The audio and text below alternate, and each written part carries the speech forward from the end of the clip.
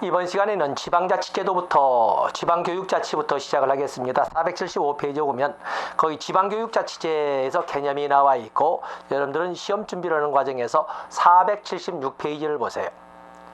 지방교육자치의 원리로서는 4개의 원리가 나와 있지 않습니까? 민주성 보장의 원리와 전문성 보장의 원리가 이렇게 있습니다. 그래서 지방교육자치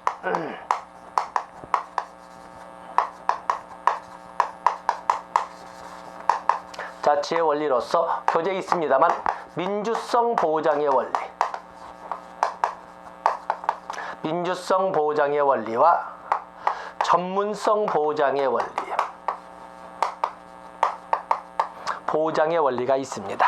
민주성 보장의 원리로서는 지방분권의 원리, 지방분권의 원리, 그리고 그 아래에 있는 것처럼 민중통제의 원리, 민중통제의 원리. 다음에 전문성 보장의 원리로서는 거의 전문직 관리의 원리와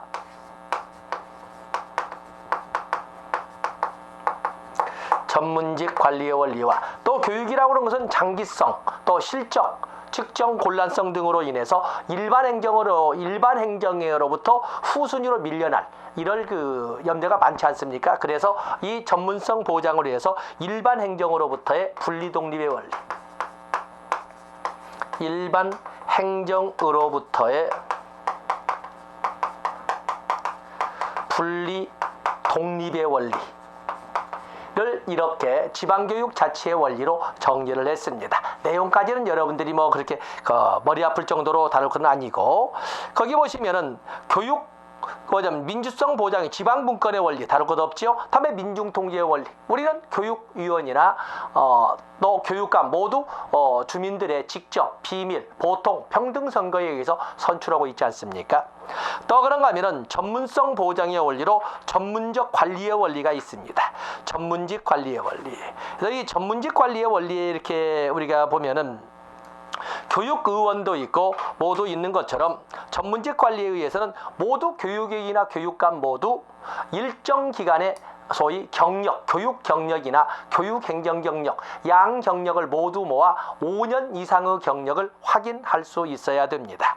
자, 이런 것도 있고, 그다음에 일반 행정으로부터 분리 독립의 원리 정리하시면 됩니다.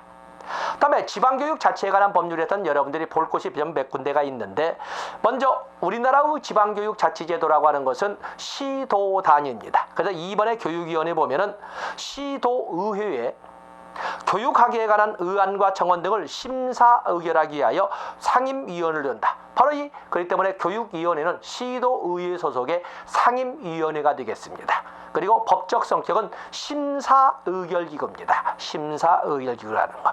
다음에 교육위원회 구성은 시도의회 의원과 교육의원을 의원으로 구성하되 교육의원이 과반수 이상이 되도록 하고, 그리고 교육위원회 구성은 7명에서 그 경우는 7명에서 15명의 사이로 되어 있습니다. 그래서 홀수로 되어 있어서 교육위원의 숫자가 과반수가 되도록 이렇게 조정하도록 되어 있습니다. 다음에 478페이지로 가서 보시면 하단부에 교육의원이 나와 있습니다. 하단부의 교육의원을 여러분들이 보면 교육의원은 시도의회 의원의 지위와 권한을 갖는다. 시도의회 의원의 지위와 권한을 갖는다. 교육의원의 임기는 4년으로 한다. 교육의원도 별도로 주민의 보통, 평등, 직접, 비밀 선거로 선출을 합니다.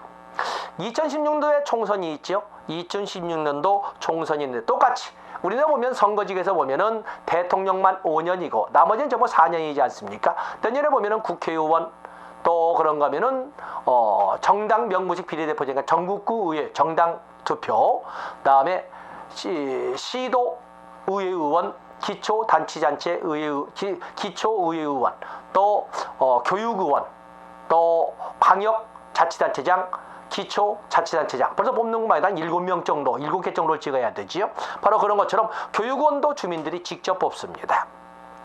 교육원 후보자 보면은 교육원 후보자가 되고자 하는 자는 시도의회의원의 피선거권이 있는 자로서 후보자 등록 개시일로부터 과거 1년 동안 정당 당원이 아니어야 한다. 교육의원 후보자가 되고자 하는 자는 후보자 등록 개시일로부터 교육 경력 또는 교육 행정 경력 이 5년이거나 양 경력을 합쳐서 5년 이상이어야 한다라는 것을 여러분들이 그래서 전문직 관리의 원리를 말하자면 적용하고 있습니다. 그다음에 교육감은 시도 교육학에 관한 도기명 집행기관이 되겠습니다. 그래서 집행기관으로 시도의 교육감을 둔다 이렇게 되어 있습니다. 그러면서 480페이지로 넘어가 보시면 교육감의 임기 위에서 넷째 줄 나와 있죠. 4번에 교육감의 임기는 4년으로 하되 중요 표시하셔야 됩니다. 임기가 중요한 것이 아니라 계속 재임은 3기에 한다. 때문에 12년 하고 쉬었다가 출마할 수는 있어도 12년을 넘어서 네 번째 출마 당선될 수는 없다. 이렇게 네 번째 출마할 수가 없습니다. 그래서 쉬었다 나올 수는 있지만 그래서 계속 재임은 3기에 한다. 그다음에 교육감 선출 보면은 역시 주민들의 주민 통제의 원리에 의해서 주민들에 의해서 교육의원도 교육감도 주민들의 직접 보통 비밀 평등 선거로 뽑습니다. 교육감 후보자 자격 역시 후보자 등록 개시 신청일로부터 과거 1년 동안 정당 당원이 아니어야 되고 일정 경력이 있어야 되죠. 교육 경력 또는 교육 행정 경력 또는 양 경력을 합쳐서 5년 이상이 있어야 된다. 지금 여기 이 경력 5년은 다소의 수정 가능성이기 때문에 뒤에 다시 한번 언급하겠습니다만 전문직 관리의 원리를 적용하기 위해서 일정 경력을 요구하고 있습니다. 다음에 481페이지 오면은 거기 5번에 보조기관 및 하급행정기관이 나와 있는데 보조기관 나와 있죠. 교육감 소속하에 국가공무원으로 보하는 부교육감을 두되 인구 800만 이상이고 학생이 170만 이상인 경우에 시도는 부교육감을 2명 둡니다. 그러나 이제 시도 교육감 2명 두는 것은 서울 말고는 없는 거죠. 인구가 800만 이상인 곳이 없으니까 2명인 것은 서울밖에 없고 어쨌든 국가공무원으로서 부교육감 1명을 보하도록 되어 있고 대통령이 정하는 바에 따라 고위공무원단에 속하는 일반직 공무원이나 장학관으로 임명하도록 되어 있습니다. 부교육감은 시도 교육감이 추천한 자를 교육부 장관 제청으로 국무총리를 거쳐 대통령이 임명한다. 자, 거기 보시면 됩니다. 그리고 거기 보시면은 공무원의 배치, 보조기관과 교육기관, 하급 교육행정기관에는 해당 시도에 교육비 특별휴게가 부담하는 경비로서 지방공무원을 둬도 정원은 조례로 정한다. 자, 그런 정도 여러분과 관련된 것을 봐주시면 됩니다. 482페이지로 넘어가 보시면 교육재정 나와 있죠. 교육재정 거기 보면 교육학계에 관한 경비의 재원으로서는 4가지가 있는데 출제비중은 B급이지만 한 번은 읽어보셔야 될 겁니다. 지금 안 읽으면 안 읽으니까.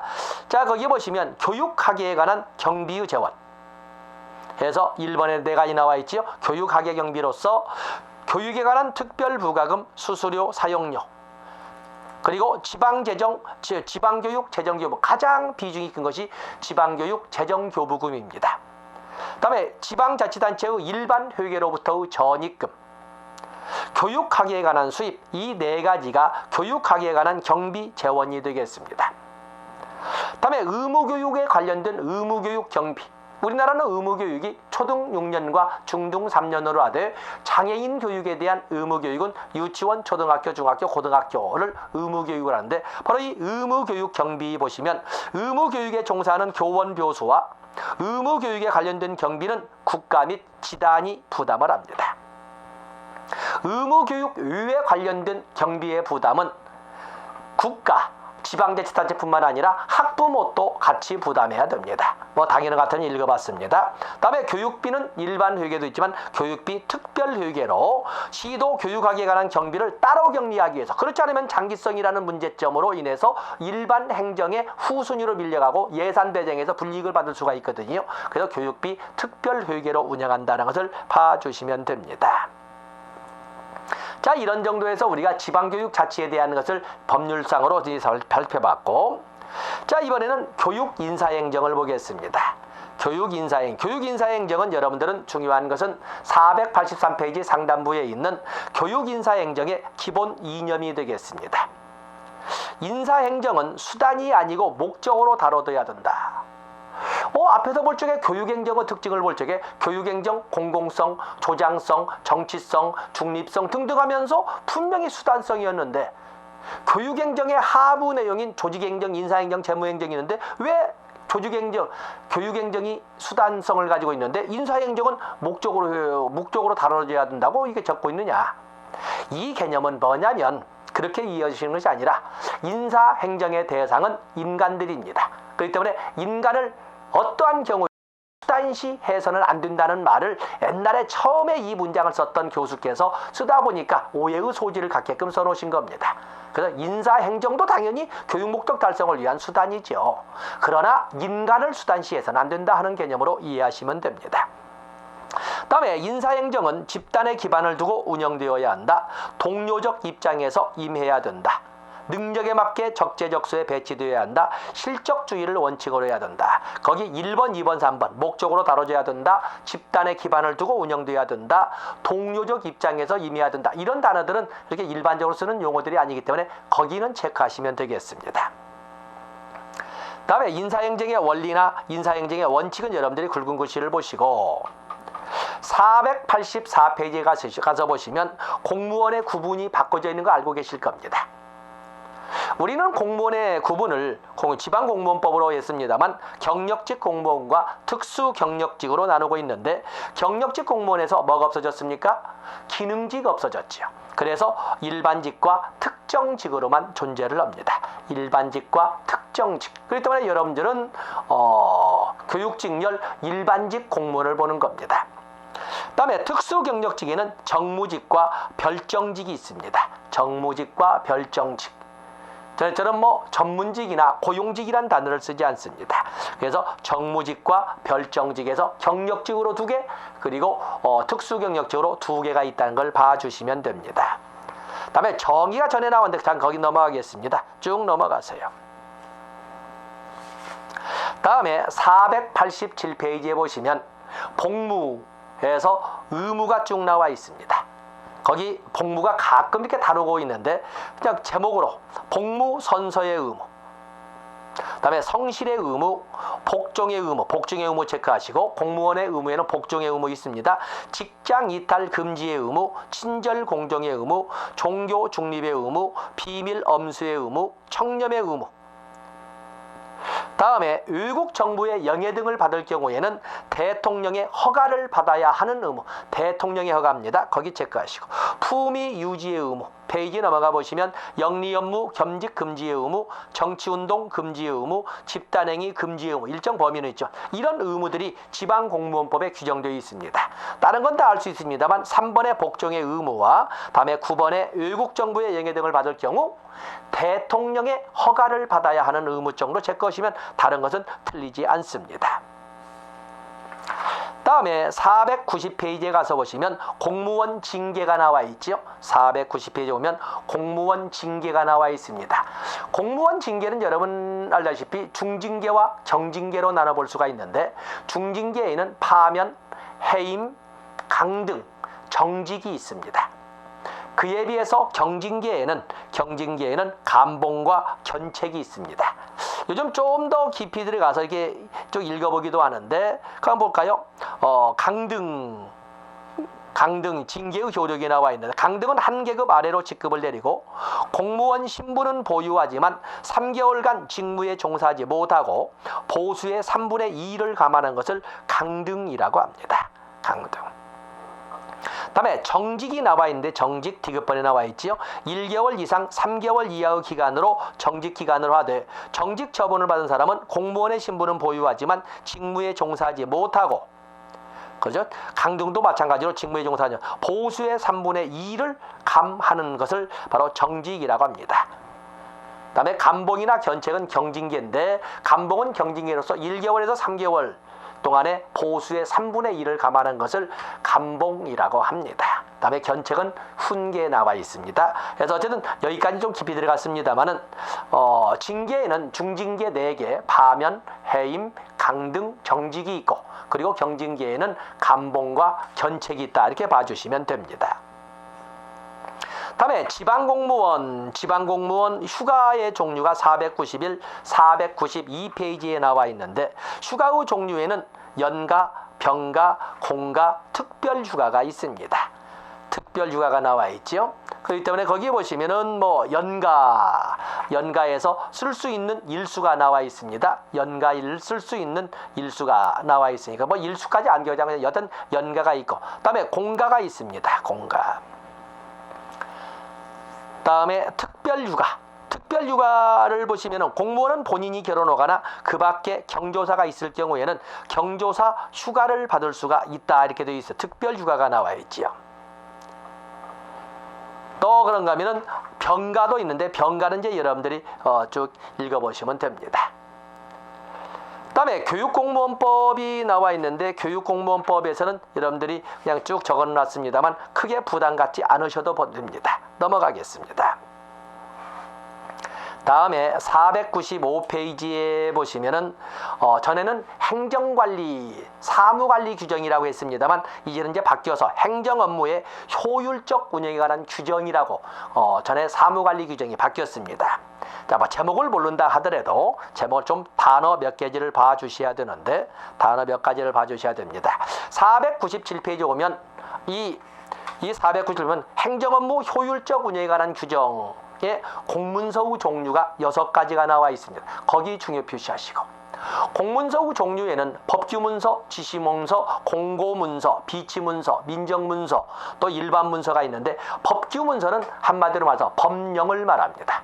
법규문서라고 하는 것은 법령을 말하는데, 헌법, 법률, 시행령, 시행규칙인, 시행령인 대통령령, 시행규칙인 총리령, 부령, 그리고 조례, 규칙 등 법령의 일괄 체계를 법규문서라 하고, 다음에 지시문서라고 하는 것은 일반적으로 훈령, 지시, 예규, 일일 명령으로 이렇게 혼용되고 있는데, 그렇게 훈령, 지시, 예규, 또 일일 명령이라고 써 있으면 그것은 지시 문서구나, 이렇게 해서 보시면 됩니다. 행정기관이 하급기관이나 소속 공무원의 일정 사항을 지시하는 문서가 이렇게 훈령이나 지시 또는 예규, 일일 명령으로 되어 있습니다. 다음에 공고문서, 고시나 공고 등을 알리는 문서가 있고, 반드시 사무실에 비치해 두어야 할 문서로서 비치대장이나 비치카드 등 비치문서가 있고, 다음에 일반 민원인들과 오가는 문서를 민원문서라고 하는데, 그 민원문서는 민원인이 행정기관에 대하여 특정 행위를 요구하는 문서와 그에 대한 처리문서를 합쳐서 민원문서라고 합니다. 그리고 기타는 일반문서라고 합니다. 일반문서.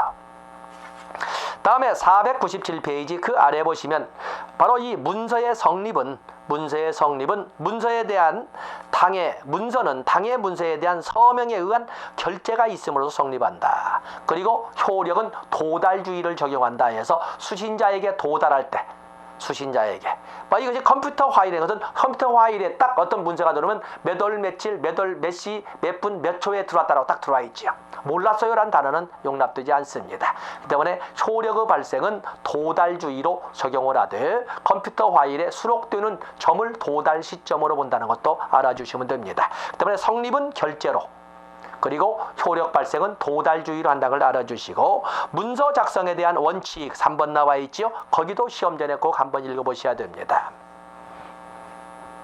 그래서 거기 문서 작성에 보면 시험 번에 꼭 읽어볼 거였어. 다른 건 모른다 해도 니은번, 문서의 내용은 간결 명확하게 표현하고 일반화되지 않은 약어나 전문 용어의 사용은 피하여 이해하기 쉽게 작성해야 된다. 다 도덕적 내용 들어있지요. 또 그런가 하면은 거기 리을번에 보면은 문서에 쓰는 숫자는 특별한 사유가 없으면 아라비아 숫자를 쓰도록 되어 있고, 다음에 미음번에 보시면 문서에 쓰는 날짜는 숫자로 표기하되 연, 월, 일 등의 글자는 생략하고 그 자리에 온점, 점 하나를 찍어서 표시하고, 시분은 24시각제 오후 6시 그러면 18시 이렇게 쓰는 겁니다. 하되 시분 사이에 시분 글자는 생략하고 쌍점 땡땡 찍어서 18 땡땡 이렇게 해서 쌍점을 찍어서 표시하도록 되어 있습니다. 그리고 거기 보시면 문서의 기한이 나와 있죠. 나머지는 여러분들이 보시면 되겠습니다. 자, 이런 정도에서가 우리가 인사행정에서 그래도 한 번쯤은 보고 넘어갈 내용이 되겠습니다. 다음에 재무행정을 보시죠. 재무행정. 교육재무행정에서 재무행정에서 나온 거 보면은 다른 건 착착하고 499페이지에 오면 교육재무행정의 성격을 좀 보세요. 당연히 교육행정이 공공성을 띠는 것처럼 관련된 조직행정, 인사행정, 재무행정 모두 공공성을 띱니다. 다음에 재원 조달의 강제성, 세금을 걷어서 그걸 경비로 삼는 거죠. 강제성. 다음에 3번 양출 재입의 원칙. 이건 국가재정의 기본 원칙이 되겠습니다만은 수입을 가지고 지출을 결정하는 것이 아니라 먼저 지출을 정리해 놓고 그에 맞춰서 징세를 하는 방법을 양출 재입의 원칙이라고 거기 중요 표시하시고. 다음에 교육재정은 존속기간이 영속적입니다. 존속기간의 영속성, 그다음에 수단성, 또 비긴급성, 실적 측정 곤란성, 실적 측정성 별로 이쁘지 않게 써놨는데 실적 측정 곤란성의 개념으로 보시면 됩니다. 그래서 성격을 여러분들이 꼭 읽어보시되 양출재입, 존속기간의 영속성, 장기 효과성, 실적 측정 곤란성 이런 정도는 별도로 한번 중요 표시하시면 좋겠습니다. 다음에 500쪽으로 넘어가 보시면 예산의 종류가 나와 있습니다. 예산에는 회계 예산도 있고 특별 회계 예산도 있고 본 예산도 있고 수정 예산도 있고 추가 경정 예산도 있습니다. 그 중에 우리에게 추리가 잘 되는 것은 바로 준 예산이 되겠습니다. 먼저 수정 예산과 추가 경정 예산을 우리가 정리를 해보면 정부는 회계연도 개시일 90일 전까지 예산안을 편성하여 국회에 이송을 하면 국회는 회계연도 개시일 30일 전까지 의결해야 됩니다. 그러면 정부는 그것을 의결한 예산을 돌려받아서 집행을 하게 되는데, 근데 문제는 회계연도 개시일 30일 전이 아니라 회계연도 개시일까지도 예산안이 편성이 못 된다면, 의결되지 못한다면 국정은 운영되지 않겠습니까? 그래서 헌법에 몇 개 사항을 규정해서 그 사항에 대해서만은 전년도 예산에 준하여 집행하도록 이렇게 규정을 하고 있는데, 이런 것처럼 국회에서 예산안이 회계연도 개시일까지 통과되지 의결되지 못한 경우에 전년도 예산에 준하여 집행하도록 하는 것을 준예산이라고 설명을 합니다. 지금 제가 막상 이 교재를 쓰다 보니까 너무 방만하게 좀 썼다는 그 후회가 막 들고 있습니다만, 자, 그래서 우리가 준예산 기본적으로 보고, 다음에 그 앞에 보면은 수정 예산과 추가 경정 예산이 나와 있는데, 이것은 정부가 회계연도 개시일 90일 전까지 예산안을 제출했는데 고칠 필요가 있어서, 수정할 필요가 있어서 국회에서 예산안이 의결되기 전에 고쳐서 다시 한번 내는 예산안은 수정 예산이라고 하고, 그에 비해서 이미 국회에서 의결된 이후에 수정 사유가 생겨서 다시 한번 제출함으로써 국회 통과, 의결 절차를 밟아야 되는 것은 추가 경정 예산입니다. 수정 예산은 아직 의결되기 전이기 때문에 바로 수정 예산을 가지고 의결 절차를 밟으면 되지만, 추가 경정 예산은 이미 본 예산이 의결되고 되어서 새로운 예산이 편성된 이후에 또 다른 예산안이 나온 거기 때문에 본 예산 절차와 똑같은 절차를 밟아서 말하자면 제출되고 의결되고 말하자면 이송되어야 합니다. 그래서 수정 예산과 추가 경정 예산은 B급으로 여러분들이 봐주시면 됩니다. 다음에 예산의 원칙이 종래의 전통적 예산의 원칙으로서 입법부 우선의 원칙도 있고, 오늘날 행정부 우위에 이런 시대에 들어서 행정부 중심의 원칙도 이렇게 있습니다. 그래서 여기 거기 보시면 입법부 우위의 원칙으로서 제목으로 공개성의 원칙, 503쪽에 보면 명료성의 원칙, 완전성의 원칙, 완전성의 원칙은 예산 포괄성의 원칙이라고 합니다. 다음에 단일성, 맞아요. 형식의 단일성이죠. 형식의 단일성의 원칙. 다음에 한정성의 원칙이라고 하는 한정성의 원칙 나와 있습니다. 그래서 한정성의 원칙, 명백한 한계가 있는데 목적을 사용해서는 안 되고 기간을 경과해서도 안 되는 것을 원칙으로 한다는 것이 목적의 사용금지, 기간 경과 후 사용금지, 초과 지출 금지 이런 것을 바로 한정성의 원칙이라고 합니다. 그다음에 사전 의결의 원칙, 아까 나온 것처럼 정부에서 제출한 예산안을 회계연도 개시 30일 전까지는 의결해야 되고, 아무리 늦어도 회계연도 개시일 전까지는 의결해야 국정이 운영될 수 있다. 그걸 원칙으로 한 것이 사전 의결의 원칙이고, 그것이 안 됐을 때 헌법 규정에 의해서 집행하는 것을 준예산이라고 한다고 말씀을 드렸습니다. 다음에 504쪽으로 가서 보시면 통일성의 원칙, 엄밀성의 원칙 등이 쭉 나와 있습니다. 그런데 오늘날에는 행정 국정 운영에 보면 입법부 우위에서 행정부 우위로 이렇게 넘어가지 않았습니까? 그러다 보니까 오늘날에는 예산 편성의 원칙이 행정부 우위의 원칙으로 바뀌었습니다. 그래서 주어를 행정부에서 계획을 짠다는 행정부 계획의 원칙, 행정부 책임의 원칙, 예산 집행에 대한 것도 이제는 행정부가 알아서 책임져야 됩니다. 행정부 책임의 원칙. 그다음에 예산 보고의 원칙. 모든 기관으로부터 제출된 예산 보고 및 업무, 맞으면 이 예산의 전 과정은 모두 모두 보고 절차가 있어야 된다는 것이 업무 보고의 원칙. 그냥 여러분 설명 놔두고 업무 보고의 원칙, 적절한 수단 구비의 원칙, 다원적 절차의 원칙, 시기 융통성의 원칙, 행정부 재량의 원칙, 예산기구 상호 교류의 원칙. 옛날에는 고전적 예산의 원칙으로 입법부 우위의 원칙이 적용됐지만 오늘날에는 행정부 우위가 되다 보니까 행정부 우위의 원칙이 상당히 좀 그 영향력을 펼치고 있는 이런 시기라고 보시면 되겠습니다.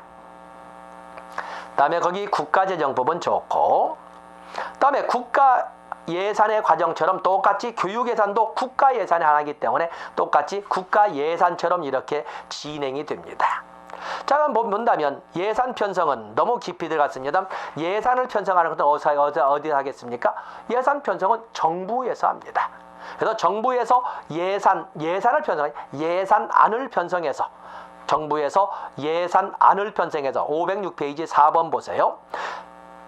예산안을 편성해서 기획재정부 장관은 예산안을 편성해서 국무회의의 심의를 거쳐 대통령의 승인을 받으면 휴계년도 개시 90일 전까지 그러는데 이제는 여기 국가재정법에 의해서 휴계년도 개시 120일 전까지 국가재정법에 의해서 실질적으로 휴계년도 개시 120일 전까지 국회에 제출되어야 합니다. 그러면 국회에서는 2번에 5번 휴계년도 개시 30일 전까지 의결되어야 합니다. 그러면 의결되면 예산안이 예산으로 바뀌는 거죠. 그리고 나서 예산 집행은 다시 정부에서 하는 거죠. 정부에서. 내용 하부 내용 놔두고. 그다음에 휴계검사는 거기 보시면 휴계검사는 행정기관의 수입 지출에 대한 결과에 대한 사실을 확인하고 이에 관한 보고를 하기 위하여 체계적으로 검사 행위를 하는 것을 말한다. 그래서 거기 보시면 4번에 감사원은 휴계검사는 감사원에서 하는 거죠. 정부가 집행한 이 휴계에 대해서 감사원은 국가의 세입세출 결산, 국가 및 법률이 정한 단체의 휴계검사, 행정기관 공무원의 직무에 관한 감찰을 위하여 대통령 소속하에 두는 기관이 감사원이 되겠습니다. 때문에 감사원에서 바로 휴계검사를 하게 되는 거죠. 그렇기 때문에 이 정부가 행한 것을 대통령 직속하에 감사해서 오면 아무리 독립기관이라고 하지만 독립성이 의심받지 않냐 해서 오늘날 요즘 보면은 감사원을 국회 소속으로 해야 된다 하는 이런 설이 자꾸 나오고 있는 것입니다. 다음에 결산. 각 중앙관서의 장은 각 중앙관서의 결산 보고서를 기획재정부 장관에 제출하면 기획부 기획재정부 장관은 국가 결산 보고서를 감사원에 제출하고 감사원은 기획재정부 장관에게 받은 국가 결산 보고서를 가지고 검사한 다음에 다시 기획재정부 장관에 송부하는 것입니다. 각 중앙부서는 중앙부서의 장관이 다음에 기획재정부 장관이 국가 결산 보고서를 그것을 받아서 감사원에서 검사하고 다시 기획재정부 장관에게 보내면 그것을 국회에 제출하게 되는 것입니다. 그래서 정부 예산의 편성은 정부의 예산안 편성, 그리고 국회 제출, 다음에 국회의 예산 심의 의결, 다음에 정부 집행, 다음에 감사원의 휴계검사, 그리고 각 중앙부서 기획재정부 장관 감사원을 거쳐 나가는 결산. 그래서 휴계검사 결산을 거쳐서 국회 제출, 이런 절차로 되어 있는 것입니다. 그래서 여러분들이 거기 보시면은 교육 예산의 과정도 그 정도, 너무 깊이 들어가거든, 그 정도 봐주시면 되겠습니다. 다음에 우리가 거기를 보시면은 결산에서 보면은 결산 날짜가 5월 31일까지 이렇게 나와 있는데 거기까지는 여러분들이 보실 날짜는 볼 것도 그냥 절차로만 정부의 예산안 편성, 그다음에 국회의 심의 의결, 그다음에 정부의 집행 나와요. 정부의 집행. 그다음에 감사원의 휴계검사,